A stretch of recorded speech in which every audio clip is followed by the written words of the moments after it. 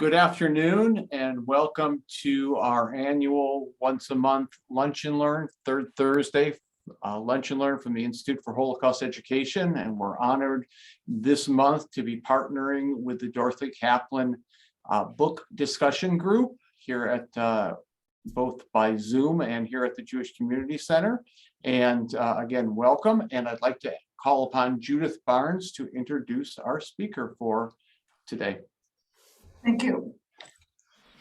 Those of you who spend time on Facebook are familiar with the posting that asks if there is an author whose books you purchase without the benefit of even reading a review.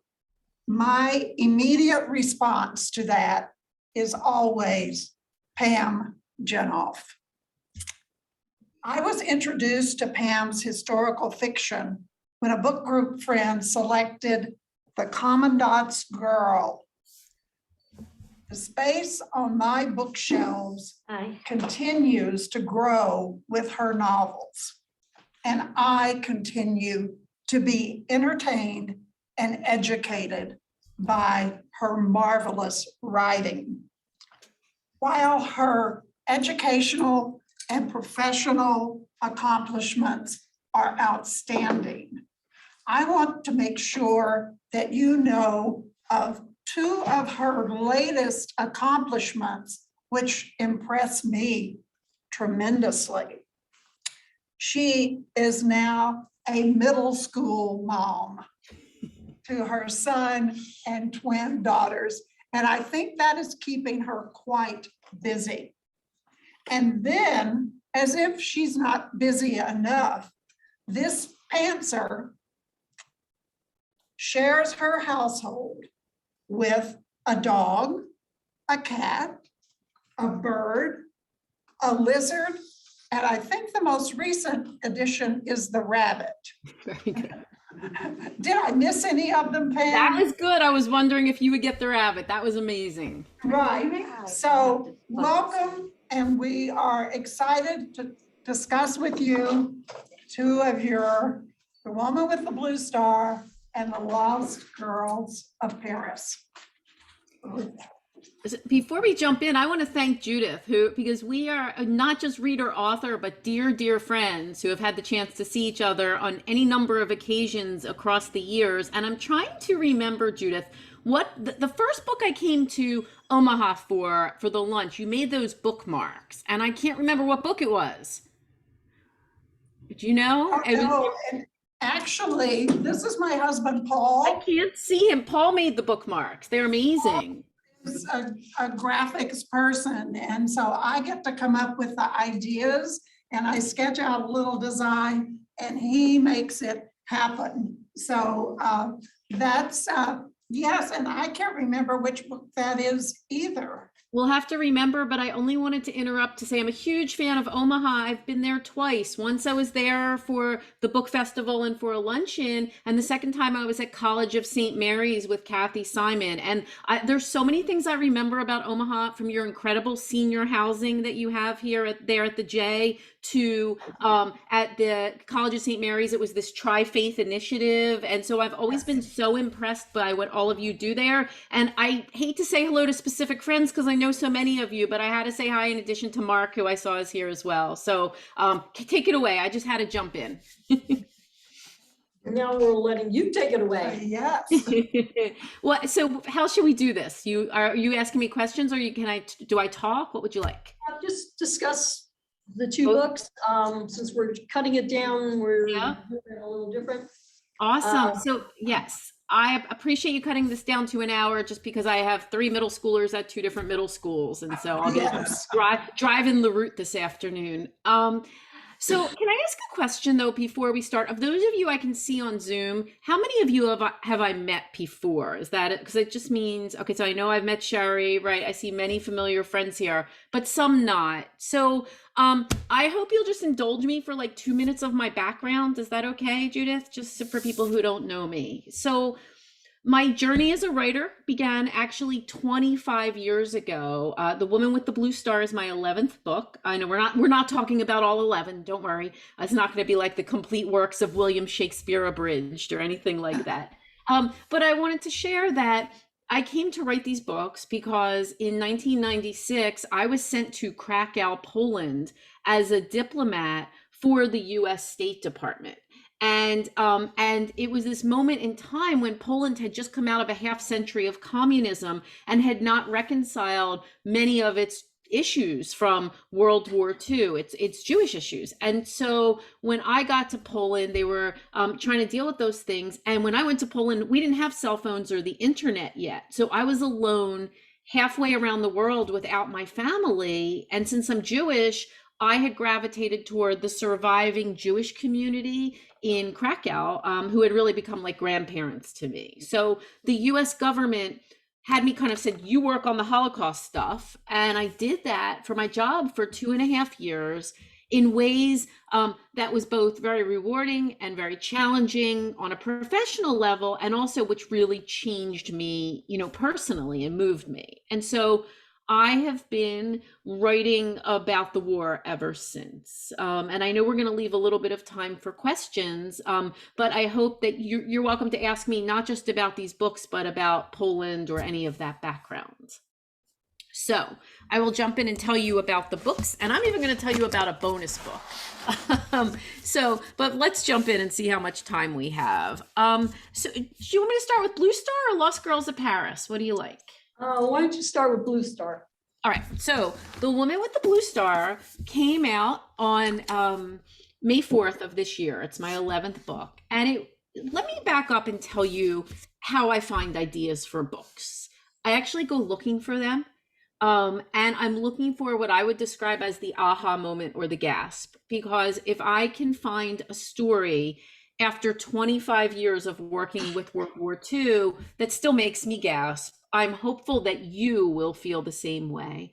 And so in this case, for The Woman with the Blue Star, the gasp was discovering a group of Jewish people who had survived the war by hiding in a sewer in Lviv, Poland. And I don't mean they hid in that sewer like they ran through it on their way out of town. These people lived in that sewer for more than a year. And when I heard this, I had so many questions. I thought, who were these people? And how had they survived? And what were their lives like? And who had helped them? And in particular, I was taken by an anecdote of a young girl in the sewer who one day looked up through a sewer grate and she saw a girl her own age buying flowers. And she was so struck by the disparity between her life and the girl's life. And her mother said to her, someday there will be flowers for you. And it was this kind of promise. And so hearing this, I wondered, what would it have been like if that girl in the sewer and the girl on the street had had the chance to get to know one another? And what would that have meant for both of their lives? And so in my book, which is fictitious, Sadie, who is the girl in the sewer, she's a young woman in my book. She looks up, she's in there with her parents, and things have become increasingly dire. And she looks up and she sees Ella. And Ella is a young Polish woman who at first glance doesn't seem to have it all that rough. Ella is not Jewish. She's not persecuted. She's from an affluent family. But when we look closer, we see that Ella has lost everyone in her life except for a really awful stepmother who's consorting with the Germans and an ex-fiance who never told her that he was back from the war. And so Ella is also, in her own sense, isolated, which helps to explain why these two women connect in very powerful ways in this book. So let me tell you a little bit about The Lost Girls of Paris, if that's okay. The Lost Girls of Paris was my book immediately before The Woman with the Blue Star, a very different type of book. So this book was inspired by the true story of women who served Britain's Special Operations Executive. And if you've never heard of SOE, let me just tell you a little bit about the true story. SOE was created by Winston Churchill in the darkest days of World War II, when things were not going well for Britain. And he created this agency, in his own words, to set Europe ablaze. And what he wanted these agents to do was drop behind enemy lines and engage in sabotage and subversion to make things harder on the Germans when the Allies eventually came across the Channel. Now, the first SOE agents were men, and the problem with sending men into occupied France and Holland is that most of the local men were off conscripted or imprisoned, and so these agents stuck out on the street and they would be arrested. And someone said, well, why don't we send the women? And this was a really visionary idea, right? It was really radical because no one knew if the women could do the job, and they didn't even have a natural pipeline for the women from the military and the universities. But women came from all walks of life in Britain. They trained, and then they were deployed. They were literally dropped out of an airplane, which might either parachute them in or land for a few seconds. They were dropped alone behind enemy lines to connect with their network, and they worked as saboteurs and couriers and radio operators, and it worked really, really well. It worked too well because these women became a target of German counterintelligence, and many were arrested and 12 were killed under a terrible German program called Night and Fog, which was designed to make the worst enemies of the Reich disappear without a trace. And so my book looks fictitiously at the story of these women through three lenses. The first is Marie, and she's a single mother in Britain who makes this unfathomable choice to go serve SOE. She had to leave her daughter. The second of my characters is named Eleanor Trigg, and she's inspired by Vera Atkins, who was the real-life spy mistress for SOE. She was the one who recruited and deployed these women, and when it all went horribly wrong, she went into post-war Europe, not to find out what happened to her girls, but why, who had betrayed them. And the third character in my book is a woman in New York City in 1946, and she's what I refer to as not quite a war widow. She lost her husband during World War II, but she didn't lose him to the war. She lost him to a pre-deployment accident.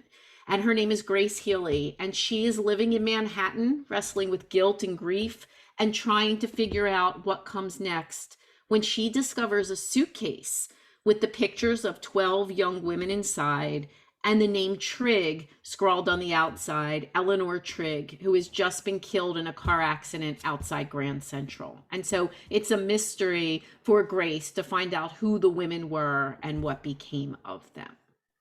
So that's quite a mouthful, I think, on both books. The only other book I wanted to tell you about, and I won't go into detail, but I don't know if this is the book I came to Omaha for, but I had an earlier book called The Winter Guest. And the reason I'm telling you this is because they have just this week reissued The Winter Guest with a gorgeous new cover. So if you haven't read it or you need a gift type item, I recommend this has just come out and it's a really nice package. So.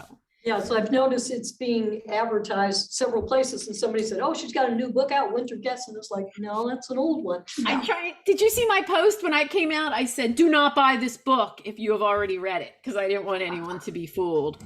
It was like, it sounded familiar. It is familiar, but they've given it a lovely new cover. So that's my summary of the books. Judith, do you want to ask me questions, or should we take questions, or? Let's let Cal start. Awesome. Cal, you want to start? Yeah, oh, yes, I always like to start with the questions. You share an itinerary with me and I don't pay attention. Go ahead, I'm here. Oh, that's the way we roll around here too. So no problem. Yes. Well, if I have not read The Lost Girls of Paris, but now I am intrigued. And I hope those of you who have not read The Woman with the Blue Star are intrigued. And I am even more intrigued now because I as I was reading, I was thinking, wow. The first thing I wanted to know was where you got your storyline, and you told us that. So my question is, what kind of historical research or pre-writing that do you do that informs where the story goes?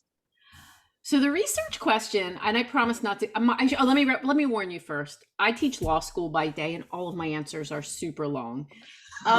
I can so appreciate true, that. true. I can so appreciate Right? that. But I'll try and keep it short. So when you think about historical research, I always say there's really three questions you're asking. One question is, how do you do the research? And I'll talk about that.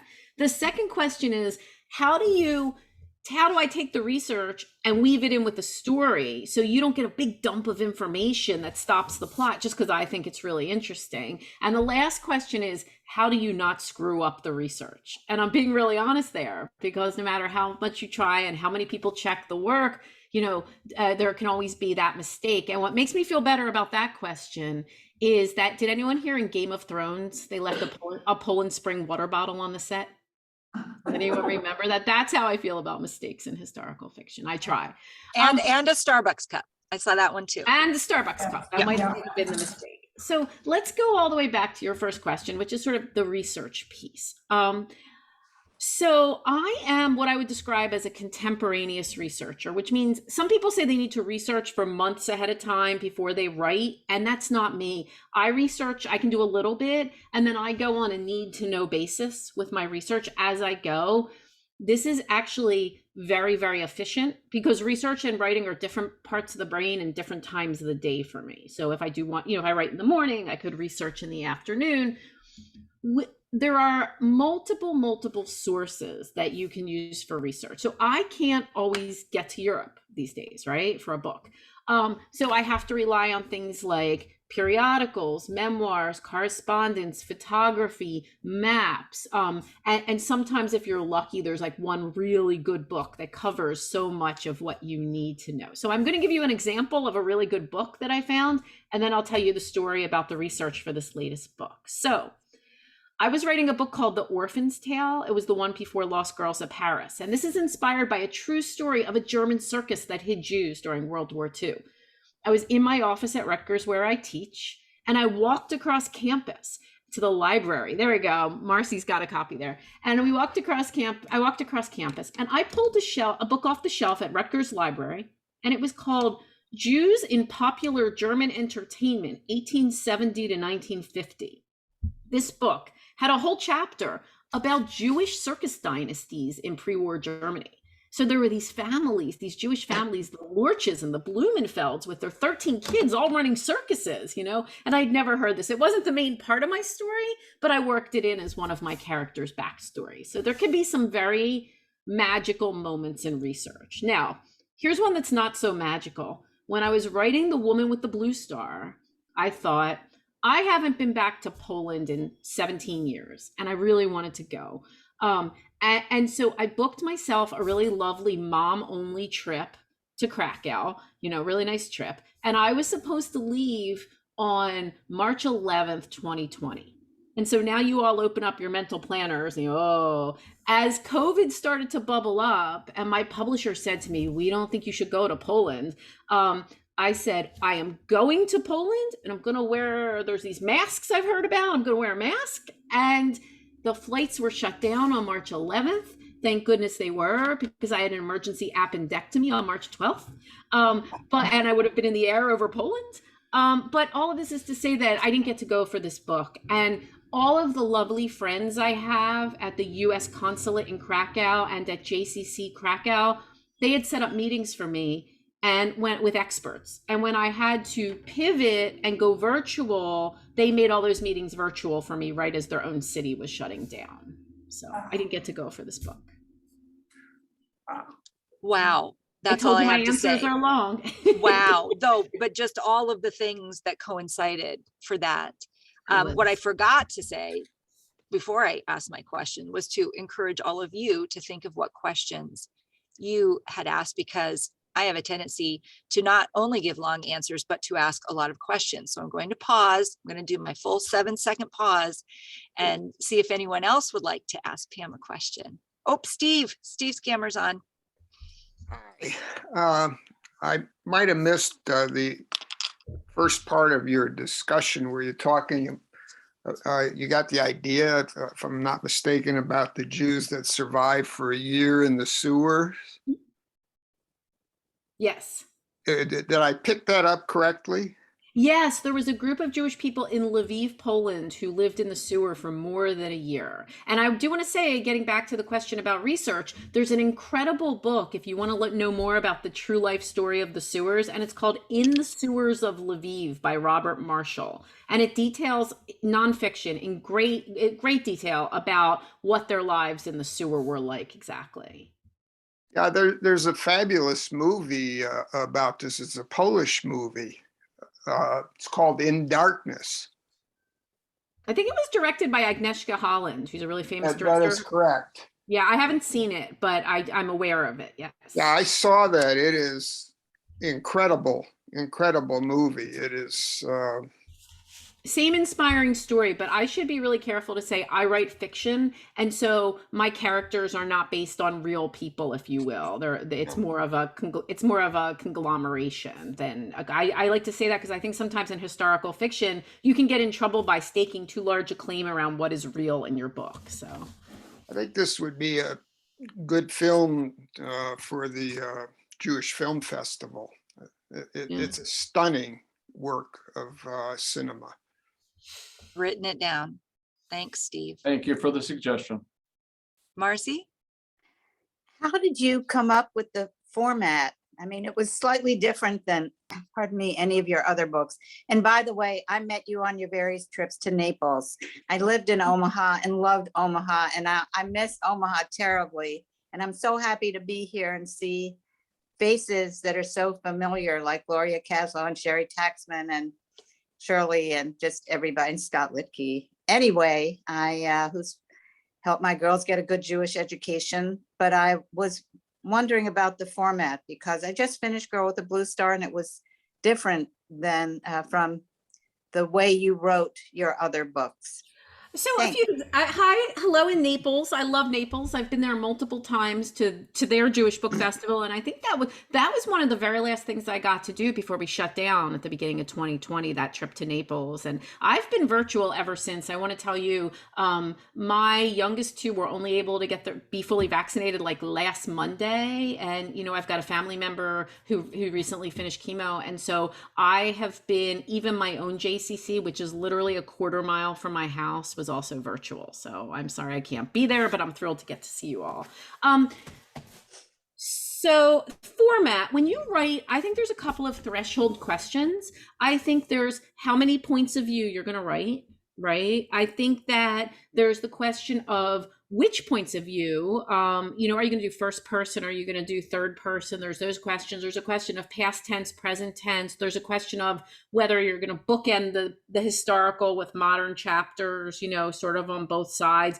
All of those are kind of structural questions. And Marcy, I'm not sure which books you're thinking of, but I have done several books that either had 2 points of view or, so let me say, Winter Guest, which I held up, that's 2 points of view because it's the sisters. Lost Girls of Paris, 3 points of view. Orphan's Tale was 2. The one I'm working on right now is 3. The really interesting thing about The Woman with the Blue Star, when I first wrote it, okay, I'm gonna tell you a really awful story about writing. I wrote the book and I turned it in November 19, and my beloved editor, after 11 books, looked at me and she went, "No." I was like, "No?" And she's like, "No." And I had written a total stinker of a first draft of this book, and I had to rewrite this entire book in 5 months. And the reason I'm telling you that, Marcy, is because one of her 2 major changes is I had only written the book from Sadie's point of view, the girl in the sewer. And it was my editor who said, "No, we need Sadie and Ella." And of course she was right. Because when they tell you to do really awful things in publishing, you go like this, you go, "No, like you're out of your mind." And then about 2 seconds later, you go, "Oh yeah, you're right." So that's how it happened for this one. Well, and just for those of you who haven't read, the format is chapter by chapter, sometimes 2 in a row, but I listened to this book on Audible because I was doing a lot of traveling across the state. And so every chapter would come on and it would say, Sadie. And then whoever, the 2 people who read this book, there were different voices for Sadie. And then the next chapter would say Ella, which of course then by the final chapter that had no title, I knew right away, oh, here comes something unexpected. So I liked the format a great deal. Okay, you're the first person who raised that, and I want to say something. I want to say two things about what you just said. First of all, yes, one of the most important things I've learned about writing books from multiple points of view is that it's never going to be perfect symmetry. It's never going to be Sadie, Ella, because at some point, one of the characters has more to say. So you're not going for perfect symmetry, you're going for overall balance by the end of the book. And sometimes I'm looking around, especially when there's three characters going like, oh, so-and-so hasn't gotten a chapter lately, but it's never a perfect beat. But you're the first person who said that about the audio. And I think about that moment so much because I get to listen to the narrators, and I'm not good with audio, but I get to give my opinions. And the narrators on this book are amazing. I have a particular favorite narrator now after this book. And but the problem was there's one chapter in the written book where you don't know who is speaking. And with the narrators, we were like, well, which narrator are we going to use? Because if we use one narrator, we're going to give away the twist. And if we use the other narrator, we're going to be lying to the reader. So that was very much a question. Yeah, well, it was narrated well the done. last chapter, Kale. I thought it was a different person altogether. Oh, Okay. good. Because I was really tuned in to who is speaking, and I changed my mind several times throughout that chapter. And I just have to say, I have not always been a fan of audiobooks because I am a real bibliophile, but I had to have eye surgery several years ago, which left me unable to read for many months. And out of desperation, I subscribed to Audible and found just this delight in presentation and dramatization and the use of voice and dialogue and tone, which is a whole new art level, I think. So I highly recommend the audio version of this book. Yes, I do. Yes. All right. More questions. Sorry. See, this is me doing all the talking. Judith is raising her hand. Hi, Judith. This is in regards to how you actually, when you've got multiple point of view or multiple timelines, do you write all of character A's story and then you write character B's story, and then you or your editor or somebody splices them together? Because I've heard from different authors, different ways that they handle this. And as I was reading Lost Girls, I was curious, like, okay, did she take this all the way through? And who gets to cut and paste and put that together? Okay, so the first answer is whatever is cut and pasted is all mine. So nobody works on the manuscript but me. So my editor, super involved. She gives me big problems. She gives me small problems. We talk about solutions with her and my agent. We brainstorm that. She puts it all in track changes. But in the end, ultimately, she can, suggests a ton of edits. I need a lot of work on my book. But anything that's actual like construction or writing, I do myself. And it's funny what you say about how do I write it? And I'm going to say good question, because it goes back to something, Judith, that you said during the introduction. You said Pam's a pantser. And I'm not sure everyone knows what that means, but there are writers who are plotters, and those are the dear souls who write everything in chronological order, and they make it look nice before they move on. And that's not me. I'm a pantser, and that means I write by the seat of my pants. So what I do is I have an idea, and I go, bleh, and all these words come out in a random order. It's the worst way ever to write a book. It's the reason that this book had to be completely rewritten. I know it's terrible, but it's mostly what I know how to do. And so it doesn't come out with like one character story or another character story. It comes out all together. And then after many months, when there's just too much unwieldy stuff there, and I start doing outlines, chapters, and all those things, that's when I realize, okay, this goes in Sadie's chapter, and this is really Ella speaking. Although sometimes I've expressed a sentiment and I realize that it's not going to work because the person who is saying or feeling that chapter's not from their point of view. So that can be tricky. Thank you. I have a question for you, Pam. You Yes. said because of your trip being canceled to Krakow and stuff, and you were doing everything virtual, do you think it would have been a different book or anything would have changed had you actually gone to Krakow?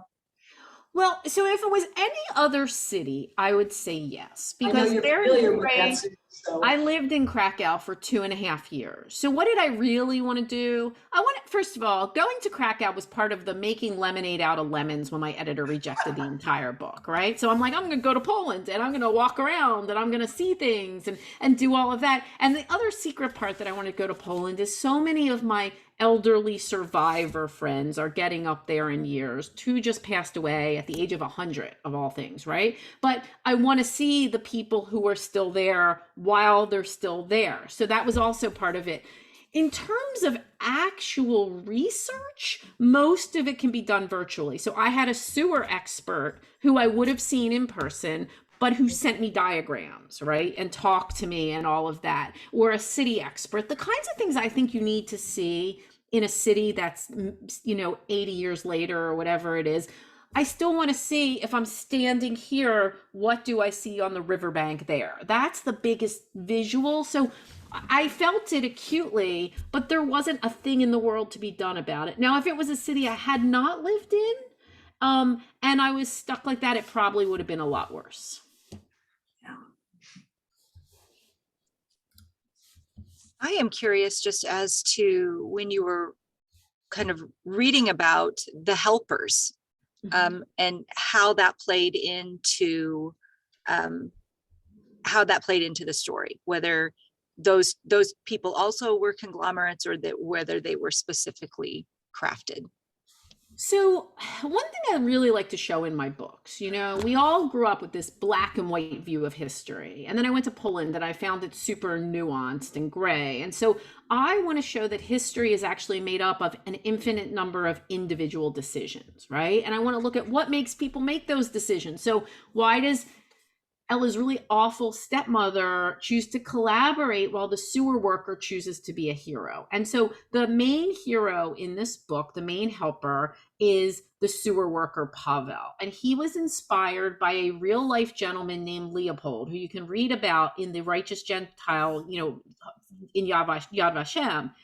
And he was not an honorable man before the war. He was a thief. And then he became a sewer worker. And at some point he had connected with the Jewish people and made this plan to help them. And he was originally helping them for money. They would give him money and he would bring food, but they were in the sewer much, much longer than they expected.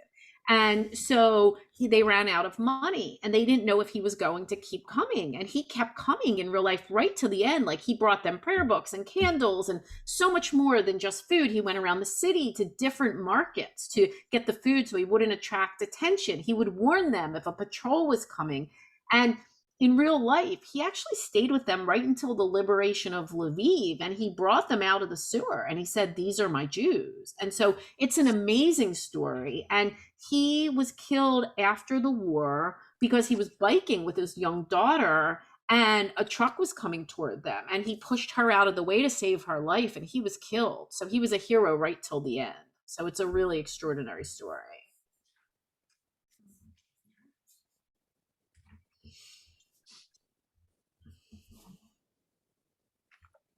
I feel like I could just keep asking questions, so I'm doing Feel that. free. I keep saying more friends have joined the call. I'm saying hi to Lynn. Hi, Lynn. Yeah, and Lynn has put some things in the chat. She too really Awesome. liked the ending of the book. Absolutely. And I could totally, completely take all the time to talk about The Woman in the Blue Star, because that is the book that I have read. I'm going to read the other one now. So any questions about The Lost Girls of Paris? You can actually ask me about any of the 11 books, but if you give it away, I'll shush you because other people haven't heard it. When you wrote The Girl with the Blue Star, you were mapping out your storyline, had you decided exactly how it would conclude? Did you have that idea early on or at first, or when did that come to you? Because it was amazing. Thank you. So let me say a couple things about that. Because I'm a pantser, There's really no beginning or end of my writing process. It's like blah all at once. But I will tell you, I usually have an opening scene that's pretty cinematic, and I usually have some idea where the end is going to wind up. And then there's this big mess in between. And if you're lucky, there's one or two like high moments that kind of act like a lighthouse that you can see where the book is going from there. So I always kind of knew how it was going to end, but without giving it away, I didn't know who. I knew the how, but not the who. And that's all I'm going to say about that. Except when you talk about where the book ends, the other major change from my editor when I had to rewrite this thing is I had originally ended the sewer pretty early and taken the book into post-war liberation and even to America. And it was and in fact, I wanted her to go out to the Midwest because I think there are just great Jewish stories to be told in the Midwest that haven't been told. But my editor actually said, we need to see more of the sewer. Like we need to see more of the relationship develop in the sewer. But yeah, specifically, I knew with what you're asking, I knew how, but not who. And I had another similar question with like, was the baby there from the beginning, or did that idea come in later? Well, I will tell you, so there's, for those of you who may not have read it, Sadie's mother, when they go into the sewer, is pregnant, and she gives birth in the sewer. And I'm going to tell you that was inspired by real life. So if you read the real story, someone really did give birth in the sewer. So I kind of always knew I wanted that in there. And I'm going to tell you something really awful. The ending in real life was way more tragic with respect to the baby. And I sort of got nixed on including that because it was too dark. Thank you for saying that, because that was the one of the things that I had to kind of suspend my disbelief. I thought, seriously, really, this could happen? Yeah. So thank you. Well, I'm going to tell you, so it's interesting when you think about where and how babies were born during the Holocaust. So this actually happened in the sewer. When I think back, and I don't want to give too much away, but in the Winter Guest. Now, my books generally have not gone into concentration camps as much as some other books. They tend to operate in different spaces. But in the Winter Guest, someone gives birth in a camp. And I actually went and looked it up, and it was factual that that had happened on a couple of occasions. So we think of these things differently as moms, that's for sure. Oh, most definitely. Anybody And yes. And speaking of thinking of things differently, this is what I was just thinking in, of course, in Holocaust education, we use the word empathy a lot.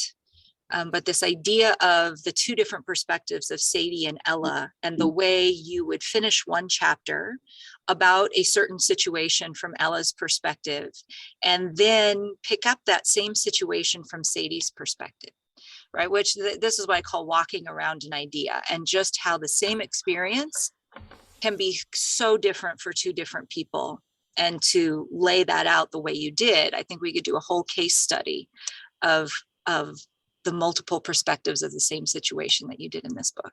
So and it's always a question like, am I going to have any part of the story overlap so we see it from two perspectives, or in certain situations, is that not necessary and redundant? And am I going to move it forward? Or do certain things happen before other things, even though you talk about them? It's very interesting with the multiple. Well, and I felt you did both. Some things you just picked up, and some things you went back and revisited from the other character's perspective. And I appreciated that a lot. I didn't think there was too much of that at all. Thank you. I'm thinking about that all the time, so I appreciate the feedback. Absolutely. Pam, in general, all your books deal with kind of the same time period. Is that because that's a time period that you have an affinity for, or any particular reason? Well, let me say this. So I've written 11 books. 2 were modern books. 1 was a modern historical hybrid, like where they go back and forth chapter to chapter. And then of my historicals, most are around World War II, but I have 1, The Ambassador's Daughter, that's just after World War I. And I have, and then there is The Last Summer at Chelsea Beach, which is World War II, but on the home front in Philadelphia and Atlantic City. So there's actually kind of a range, but with respect to World War II, it really goes back to when I lived in Poland, and I lived among the survivors. I was at their shul every Friday night. I was at the rabbi's house every Saturday, and they shared their stories with me. And so and they became like family. And so I regard these books as love songs to the people who lived through that era. So I told you at the beginning that when I look for an idea, the first step is the aha moment. But the second step is when I ask myself, can I do this respectfully? Because if it's not a topic that I can do in kind of a way that, shows that respect I have for the people and the era, then it doesn't go any further. Yes. I'm not saying that all of them were, but you have like you say, your Krakow. I will continue to. Have definitely shaded a lot of your writing. And I will continue to. There's still a lot to be said. And I'm sure if you had been able to go to Krakow and meet with some of your old friends, like you say, that are getting up there in age, and that they may have revealed some new stories, which may have sparked some new themes. Yes. For future books. Yes. I've got another question. This is a grammar question. Okay. Who makes the decision, as your books are set in, the 1930s and 1940s, and we had certain grammatical rules.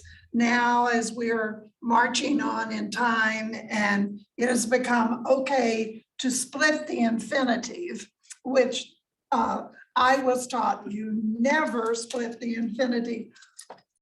How do you make the decision, and is it your decision, or does that fall on your proofreader, your editor? We're going to stick strictly with the way it was done in 1940, or because people are used to hearing or seeing a different grammatical approach, we're going to have that be more a modern touch?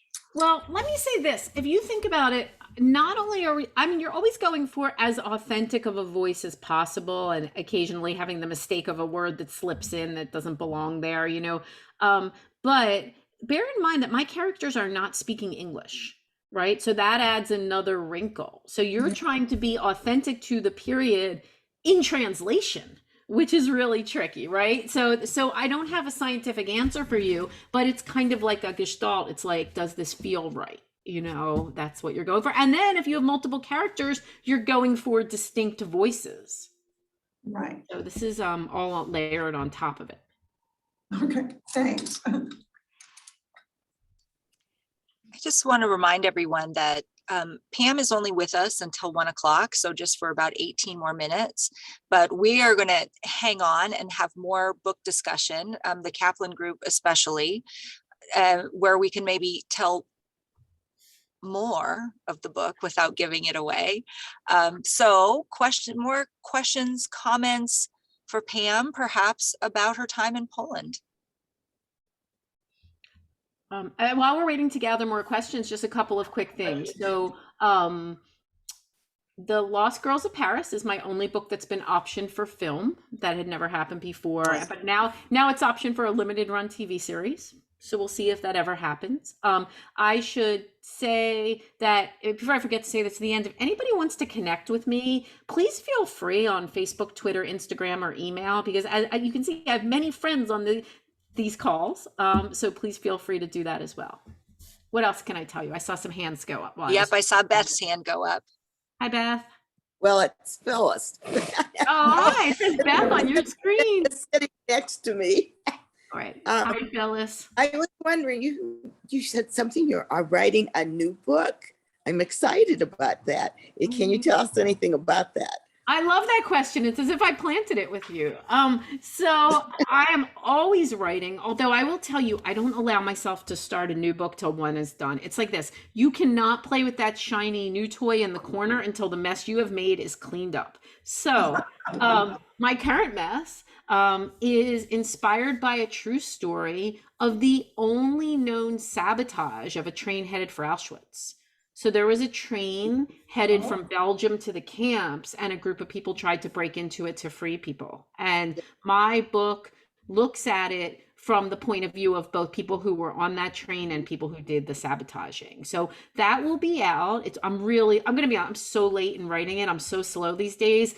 I usually write at like 5 a.m, and I love 5 a.m, but I really hate 4 a.m, and I'm on 4 a.m. right now to get this done. So it should be out in early 23, which might sound kind of far away to you, but it sort of sounds terrifyingly soon to me. So you have to go through the other 11 books till then. Thank you for asking. Sounds intriguing. I just was not, you just took the words right out of my mouth. And I'm also very excited about this.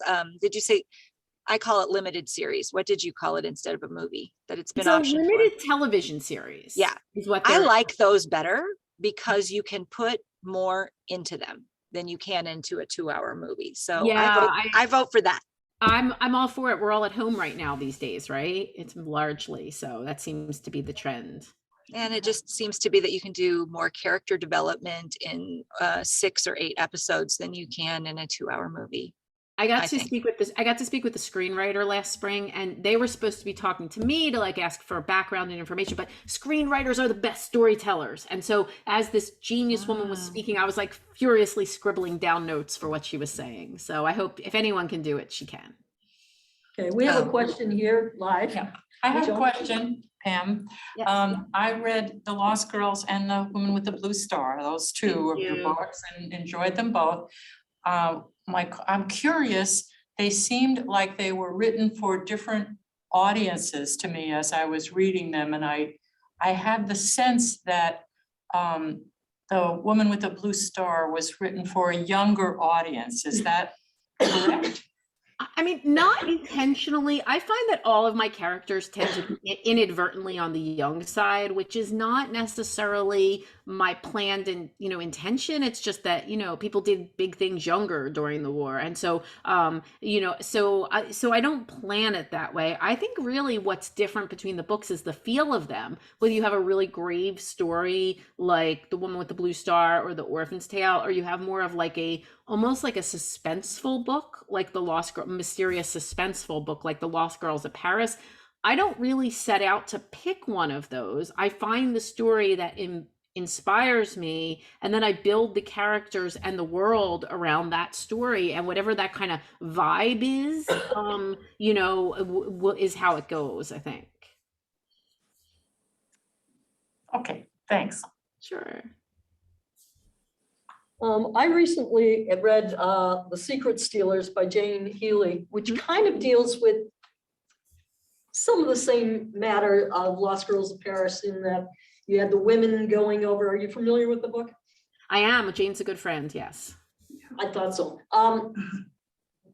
It was a nice, after I had read one and I picked up that one, it was like a lot of it, it kind of was a good companion to it, because some things were discussed in here which you may or may not have known. Then you went to the other book and it was like, oh yeah, I understand that. And you kind of had a background to it. And I have to say that it was a nice transition from one to the other. Well, it's interesting. Women spies are very popular these days. So there are Jane's books. There is a book by Ariel Lahan, whose the name of the book is escaping me. Erica Roebuck's last book, The Invisible Woman, and her forthcoming book, Sisters of Night and Fog. Like they're kind of in that space, I would say. Yeah. Sometimes you get a theme and then it just everybody kind of picks up on the theme and looks at it from a different perspective. And we worry sometimes that we got too close to each other. I got off a Zoom once and I called Erica. I said, tell me your next book isn't such and such, because I didn't want to step on toes. And we were thankfully occupying different spaces. Darlene. Yes, Darlene. Hi, Darlene. Yeah, Darlene went out and has come back in. There's a lot of connectivity things, I guess. Can you, I was busy looking at, the technical stuff. So can you mention that author again that you just mentioned, Marcy? And I would both like to know. Jane Healey, The Secret Stealers, is that the one? Did you just mention Erica? Erica Roebuck is, I Thank you. mentioned, yes. Oh, yeah. Jane Healey and Erica Roebuck. And Ariel Lawhon has one also, Lawhon. Thank you very much. The Secret Stealers is available at our library. Right. We have a question in the chat that just came to me, that you explained your connection to your survivor family in Poland. Do you have any personal connections to the Holocaust? So Besides I that? do not. My 4 grandparents, their families were all from that area, sort of the pale between, you know, Russia and Poland. And one of my favorite things when I lived in Poland was to try and go east, which you have to bear in mind in the 1990s. It's not like there were guidebooks to go into the Ukraine or Belarus. So whenever I had a friend who would go with me, I would hop a train east and try and get as close as I could to that family route type stuff. So my grandparents' families were all out of Europe before the war. And the one that's particularly, well, my grandfather was actually born in St. Joe. His parents came to America and they sent him west. But my grandmother, she grew up in China because they fled Russia east. Now, this is not the ghetto during the war. This was more like 19 teens, but she grew up for, you know, probably 15 years in Shanghai and Harbin. And she came to the United States by way of Japan, Hawaii, San Francisco, had to lie about her age to get into the country, which she did until the day she passed away at 93. And then she made her way across America to find her father. And I'm not going to say any more about how that turns out because I wrote about her story in the Grand Central Anthology. Now, the Grand Central Anthology is not one of my 11 books. It is an anthology of 10 short stories, all by women who write historical fiction, such as Erica Roebuck, Allison Richmond, Jenna Blum. And all of the stories in Grand Central intersect on the same day in 1945. All the characters pass through the station. It's this really fun book. And I wrote about my grandmother from China in my short story for Grand Central. You should Grand check that Central out. Anthology. Yeah, Grand Central original It's available story. at the Kripke Library. It is- Okay. Library, it is yay. excellent. Yeah. I'm a huge library person. So original stories of Grand Central, original stories of post-war love and reunion. One Is of the that things, gang gonna get together and do another anthology? Oh my goodness, I would love to. So when we wrote Grand Central, 7 of the 10 of authors were able to come to New York for the launch at Grand Central. They all made us they made me dress up in period costume, which is not my thing, but I love them anyway. And we're all still really, really, really good friends. So I will do another anthology if it means I get to see them. Yes. oh wow, I am Jenna Blum intrigued. can be in charge of costuming. Oh, yes. And Christina McMorris was the brainchild behind that anthology. And when you talk about weaving stories together, in that one, she did have to weave the stories together. Yes. Yeah. Wow. Well, I was going to say that sounds like a book right there, but it's already in one. So I will make sure. I will make sure I look at that. Any stories for stories? Excuse me. Any more questions for Pam? She just has about 8 minutes left with us about the Lost Girls of Paris. I know that Kaplan is going to stay together after this and discuss the book amongst themselves, but any questions, anything you would like to know before you go into your post Pam book discussion group? I have a question about the Lost Girls of Paris. So I was really surprised at the end. I don't want to give the ending away for those that haven't read it, but what happens, you know, at the end and who was involved with the the loss of life of these female spies and who was really responsible. I was really surprised. Yes. And I'm just wondering, is there any truth to that at all? Yes, there is. So I don't want to say too much about it, but the book looks at when the women of SOE were arrested, it was through a series of betrayals. And there were actually many theories of betrayal, whether it was someone in the network, there was a jealous French woman who was jealous of a relationship between two of the agents who was thought to have betrayed. And the betrayal that is in the book is actually a real thing. And if the best way I would describe it, there's a German word called radio spiel. And if you Google the word like radio spiel from World War II, you can read more about the true betrayal. Wow. And it's interesting, some projects, I will say, there's like a dearth of material, but about SOE and the betrayals, there's actually too much material. Like at some point, you just have to stop reading and write. But there is a lot out there about it. Wow. Anyone else? Well, thank you for having me. I'm planning to come next time in person. So I love Omaha. I like that optimism. I need that optimism. know, Thank you so much for that This has today. been That great. would be, I just want to hop on. For those of you who haven't met me before, I'm Jenny Gates Beckman at the JFO. And I want to thank Pam so much. Her coming to albeit virtually to Omaha is part of the wonderful resource that is the Jewish Book Council.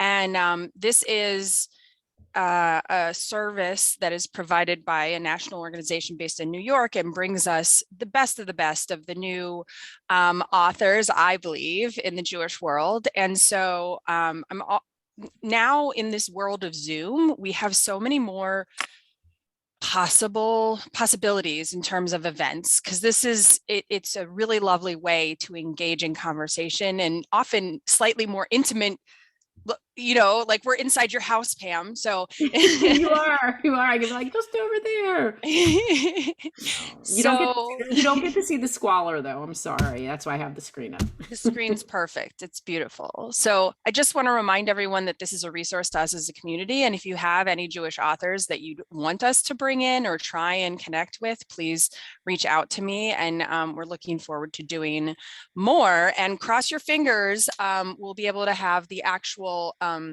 annual Jewish Book Month luncheon in March. That's scheduled for March 31st, as long as it goes through. So we have, in person. We're hoping to welcome Allison Hammer. And Pam, you've just been wonderful to Omaha, and hopefully we'll bring you out soon. Well, stay safe, everyone. I'll see you soon. Bye. Thank you so much, Pam. Thank you so much. And Jenny, I just wanted to say thank you from IHE for collaborating with us on this and giving us an opportunity to meet Pam, me personally, to read the book and collaborate with JFO and the Kaplan Book Group. And we should also say that please stay on if you'd like to discuss that we're not turning the Zoom option off, so they can discuss. We are not. This is the official Lost Girls of Paris discussion time begins now. So since I have not read it, I will let you all to it and enjoy, because now I'm going to read it. So now I don't want to have any spoilers. A great book. And once again, we do have it in the library.